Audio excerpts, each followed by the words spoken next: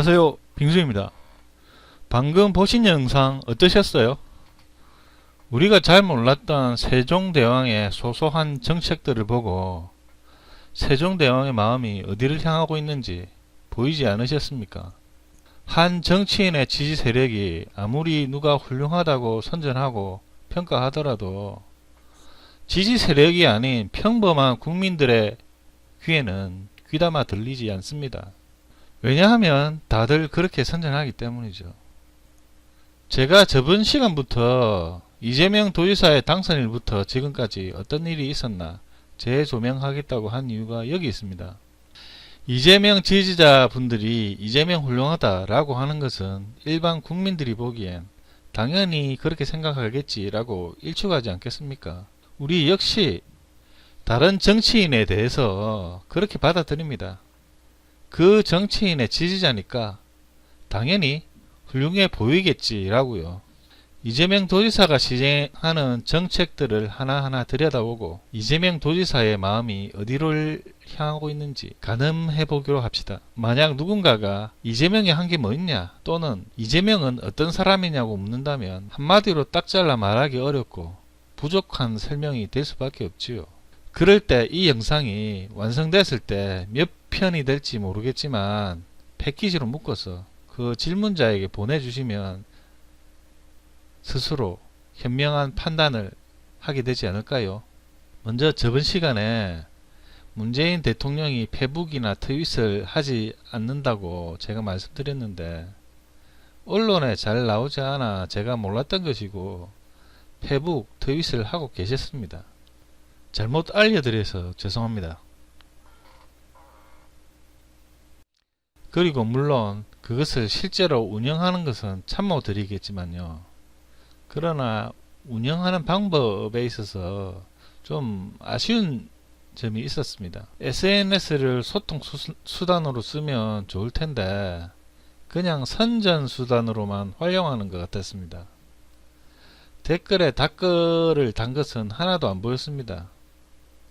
국민들에게 의견을 묻는다거나 그런 용도의 게시글은 보이지 않았습니다. 예상대로 선풀과 악플은 반반 정도 섞여 있는 듯 했습니다. 이 지사님 페북에 나오지 않는 이야기부터 먼저 할게요. 이 지사님이 부임하고 첫 행정을 하신 게 공무원에게 명찰 배용을 하게 한 것이죠. 거기에 대부분의 도민들은 찬성했고 공무원들 자신들은 반대했던 것으로 기억하는데 말이죠. 물론 똥파리 플러스 박사모 부류도 같이 반대했죠. 물론 그들은 묻다 반대를 했으니까요. 묻지도 따지지도 않는 그런 반대 말입니다. 금융기관이나 공기관이나 아니면 민간기업도 마찬가지고요. 직원들이 불친절했다든가 민원이 발생하면 전화로나 뭐로나 항의를 하게 됩니다. 그럴 때 100% 누가 그랬는지 물어봅니다. 이름을 모르면 인상착의를 말하게 되는데요. 그렇게 해서 알아들으면 다행인데 그런 사람 없는데요 라고 대답하면 난감하죠. 그리고 전화 문의를 할 때 무슨 일로 전화했냐고 물어봐 열심히 설명하고 나면 담당자 바꿔준다면서 여러 번 전화를 돌린 그런 경험 다들 있으셨을 텐데요. 그럴 때 전화가 돌아갈 때마다 담당자가 아니면 잘 알지도 못하면서 무슨 용무냐고 꼭 물어봅니다. 같은 말을 결국 여러 번 하게 되는데요. 전 그게 많이 짜증이 났습니다. 그럴 때 담당자 이름, 담당 부서 이런 걸 알면 한 번에 연결될 수가 있죠. 불친절하고 싶어서 작정하지 않았다면 왜 떳떳하게 이름을 밝히고 싶어 하지 않을까요? 또한 사람들은 익명을 뒤집어 쓰면 행동과 말을 무책임하게 막 하게 됩니다. 인터넷 댓글도 닉네임을 쓰니까 함부로 말하게 되죠. 다 그런 건 아니지만 공무원들에게 명찰을 배용하라는 게 무슨 사생활 침해니 뭐니 걔가 풀 뜯어먹는 소리를 하던 사람도 있었는데요. 공무원이 공무를 볼 때 명찰 배용하라는 것이지 업무 마치고 명찰 달라고 한 것이 아니었습니다. 누가 각자 집에서 명찰 달라고 했던가요? 공무는 사생활이 아닙니다. 그게 사생활 침해라면 스포츠 경기에서 선수들의 경기를 지켜보는 것도 선수 이름을 아는 것도 사생활 침해가 되어야 하는 거죠. 스포츠 중계할 때 보세요. 선수 이름 얘기하지 않으면 참 힘들어집니다. 만약 이대호 선수가 타석에 들어섰습니다. 이름 얘기 안 하면 뭐라고 해야 됩니까? 뚱땡이 들어섰다고 할까요? 이건 외모 비하나 인격 모독이 될 수 있으니 취소하겠습니다. 뒤에 병원에서 의사들이 수술하는데 CCTV로 촬영하는 것에 대해서 어떻게 생각하느냐는 질문도 이 지사님이 하는데요. 그것도 마찬가지예요. 의사가 병원에서 수술하는 것은 사생활이 아닙니다. 업무죠. 수술 장면을 촬영하게 한다는 것은 블랙박스와 같은 장치를 설치하는 것과 같습니다. 의료사고가 발생 시 의사들이 잘못한 것이 있는지 없는지 체크하는 근거 자료가 될 수 있습니다. 블랙박스를 우리가 매번 보지 않듯이 뭔가 사고가 터지면 그제서야 보게 되는 거죠. 그리고 환자 마취시켜 놓고 의사들이 환자들을 온갖 비아냥과 인격 모독을 하는 경우도 있다고 합니다. 심지어 의사들이 환자를 성추행하는 경우도 있다고 뉴스에도 나왔죠. 사생활 침해 운운하는 것은 그렇게 해오던 것을 못하게 될까봐 그러는 것으로 보여지는데요. 잘못한 게 없다면 보여주고 싶지 않을까요? 내가 얼마나 정확하게 일처리를 했나 논란의 여지를 단번에 일축시킬 수 있는 수단이 될 수도 있죠.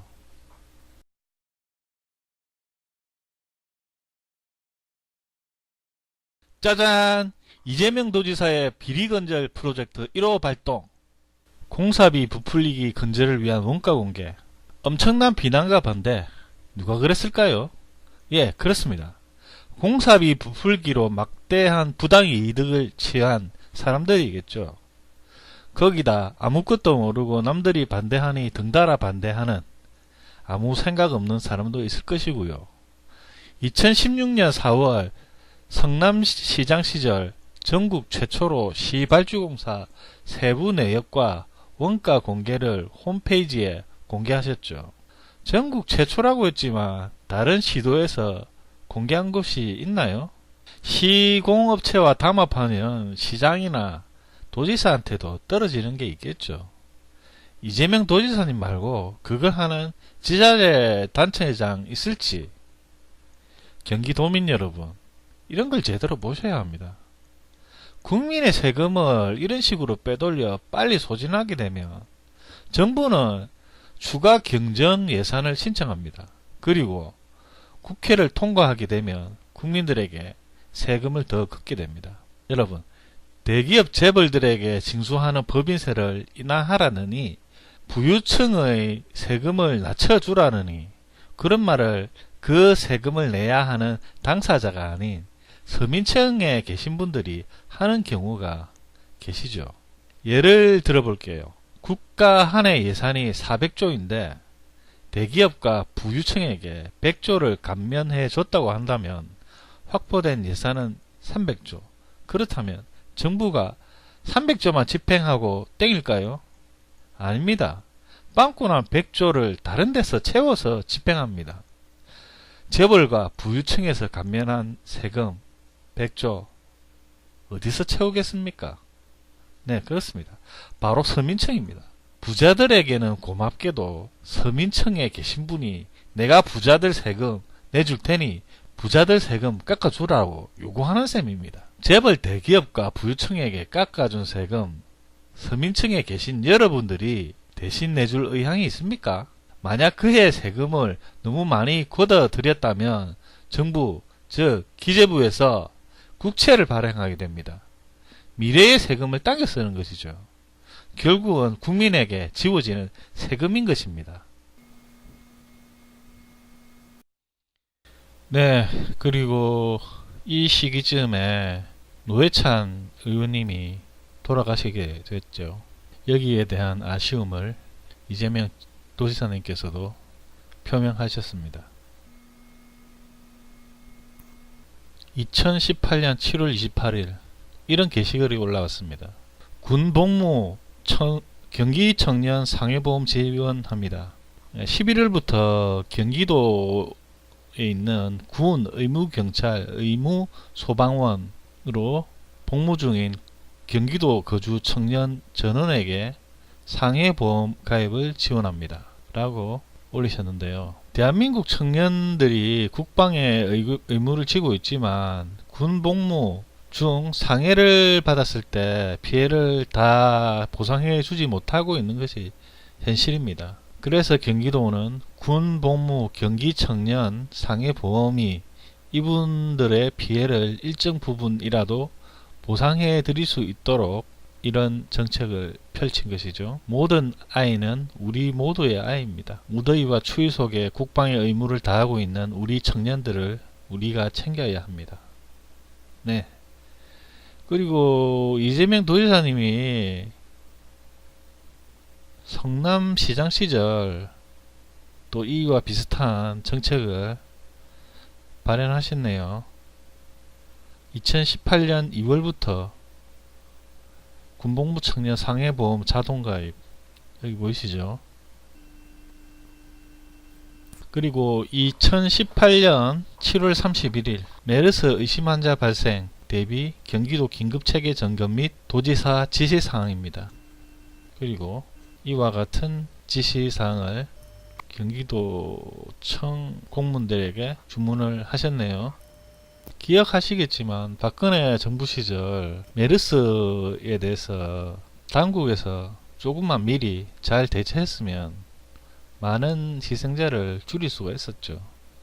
그것 보고 박근혜 정부가 얼마나 허술하게 국정 운영이 되어 가는지 알 수 있었죠. 이재명 도지사님이 그 아래 파타야 살인 사건 때문에 마음고생이 심하셨네요. 그것이 알고 싶다에 대한 게시글이 여러 개 올라와 있습니다.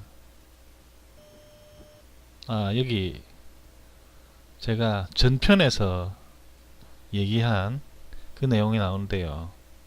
휴가라 오래된 책 정리하는데 엄청난 바둑책이 나오는군요. 한때 바둑 고수 되겠다고 미친듯이 바둑 공부했었습니다. 이젠 바둑 둘 시간도 없지만 저도 바둑책이 엄청나게 있었어요. 한번 기회가 된다면 이 지사님하고 바둑 한 수 하고 싶은데 그런 날이 오겠습니까? 2018년 8월 4일 100억 미만 공공건설공사에도 표준 시장 단가를 적용토록 건의하겠습니다. 이게 예전에는 지금 어떻게 바뀌었는지는 모르겠습니다만은 100억 미만 공공건설공사 그러니까 광역공사를 표준 품셈으로 적용해서 견적을 냈던 것 같은데요. 문제는 이 표준 품셈 단가와 시장 표준 단가와 이 차이가 너무 갭이 크다는 데 있습니다. 표준 품셈으로 단가를 책정하면은 그 담당자나 아니면 시공업체 간의 차익에 대해서 부당이득을 취할 수가 있겠죠. 앞서 추진하겠다고 하셨던 그 공공공사 원가 공개와 취지가 비슷합니다. 지금은 이게 관철됐는지 어떻게 됐는지 모르겠네요. 이거 또 동영상 시작 전에 제가 말씀드렸죠. 문재인 탄핵하자는 박사모가 해경궁 집회에 쓰여 있는 이 모습. 김사랑씨, 김사랑과 관련된 게시글이고요. 여러분도 아는 이분한테 좀 별로 좋은 인상을 안 가지신 분들도 많던데 이건 또 코스염을 이렇게 또 최인호씨 게시글을 공유를 하셨네요. 이재명 도지사님은 최인호씨에 대해서 그렇게 반감을 가지고 있는 것 같지가 않습니다. 쌍용차 정상화 할 수 있는 것부터 시작하겠습니다. 경기도에서 2019년 구매할 수 있는 공용 차량 중 54%인 27대를 쌍용차 자동차로 구매하기로 했습니다. 또한 경기도 직속 기관과 사업소에도 2019년 쌍용 자동차 우선 구매 계획서 제출을 요청하였고 경기도 31개 시, 군 및 산하기관에도 19년도 공용 차량 구매 시 쌍용차 우선 구매 협조 요청을 완료하였습니다. 올해가 사측 구조조정 계획에 반대해 점거 농성을 하던 쌍용차 노동자들이 강제 진압으로 해산된 지 9년째 되는 날입니다. 오랜 시간 지났지만 투쟁은 여전히 진행 중입니다. 쌍용차 문제가 지속되면서 그동안 30명의 노동자들이 목숨을 잃었습니다. 바로 한 달 전에도 서울 대한문 앞 마련된 30번째 쌍용차 희생자 고 김주중씨 분향소를 방문해 조문하였습니다. 이대로 시간이 흘러 쌍용차 해고자들과 그 가족들이 또 한번 가슴 아픈 명절을 보내게 해서는 안 될 것입니다. 쌍용차 정상화 우리 모두 시작합시다. 근데 쌍용차를 구매하는데 우선 구매하기로 했다. 이것은 그 반대편에서 어떤 마타도에 이용될 수 있는 소지가 있어 보입니다. 물론 이거는 제가 보기에는 취지가 좋으신데, 예를 들어 뭐 쌍용차의 어떤 뭐 경영자나 그런 분들하고 단합을 해가지고 이 뒤로 뭘 이렇게 챙기고, 이렇게 경기도에서 발생하는 공용 차량 중에 그런 차량을 우선적으로 구매하도록 이렇게 요청하고, 뭐 뒤에서 뭐 어떤 뭐 그런 걸 챙겼다 뭐 이런 식으로 마타도 하는데 사용되지 될 수도 있을 것 같습니다. 어쨌든 이런 사항이 있다는 것을 키핑해 두시고, 만약 또 이걸 가지고 무슨 반 이재명 세력이 어떤 모종의 뭐 마타도를 한다면 거기에 미리 대비하는 것도 좋을 것 같습니다. 오늘은 여기까지 하고 마치겠습니다. 다음 영상에서 만나요. 안녕히 계십시오.